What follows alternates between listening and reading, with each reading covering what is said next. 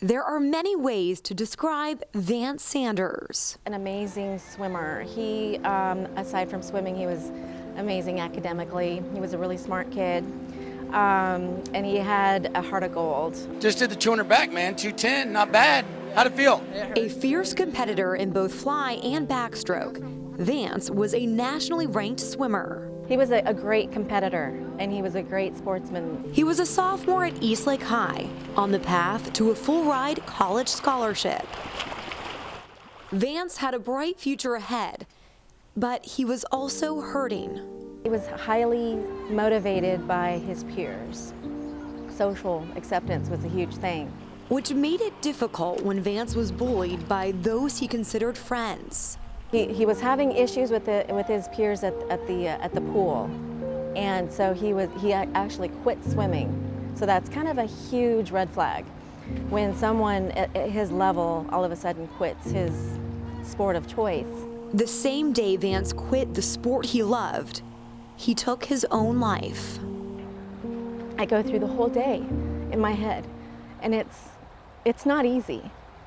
Jody Sanders has taken her grief and turned it into action, creating a nonprofit called Vance Lives. Her mission is to increase awareness for suicide prevention among our youth. It is all I think about.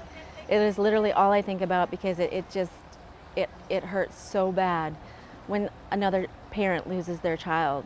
And this should not happen to another parent. This should not happen to another sister or brother, grandparent. It is so devastating.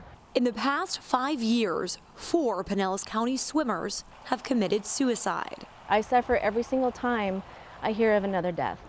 I go through the same emotions, and it's really hard.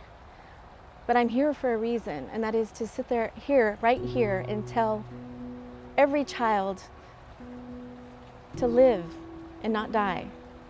That's why Sanders has organized multiple fundraisers, including the Laps for Life Swimathon. This is not abnormal student-athlete suicide. They have this person that they're supposed to be, and when things don't go right, then all of a sudden they don't have a plan B. The funds go to mental health counseling for at-risk teens, but these events also open an important conversation. In hindsight, what I like to tell people is that communication is the key. You have to talk about it. Talking to your children and actually having a plan of action, an end result. Sanders' message is one of hope, one that helps teens deal with failure and rejection. Truly, there is nothing that is so bad or wrong in your life that should warrant you to take it. A conversation Sanders wishes she could have had with her own son. Because my son, if he had told me a single inkling about this, I would have been so incredibly impassioned to tell him that he needs to live and not die.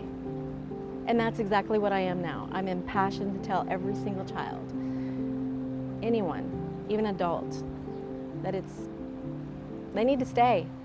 There's another way. Olivia Stacy joins me now for the follow-through. Liv, such a powerful story. Tell us more about Laps for Life. How can people get involved? Kenny, in its first year, 7 high school teams took part in Laps for Life, raising over $3,600. Jody is working on getting every single school in Pinellas County involved and then plans to expand from there. Kenny, this is so much more than a fundraiser. As Jody told us, this is a platform to create conversation about an issue that no one should be ashamed of. Talking about mental health issues and offering coping strategies is the only way we can lower these staggering suicide rates. Jody also works to educate coaches on recognizing signs that an athlete may be suffering. And if you want more information or to get involved, you can visit www.vancelives.com. Definitely an important issue, and great to see people like Jody help shed a light on it. Great story, Liv. Thanks.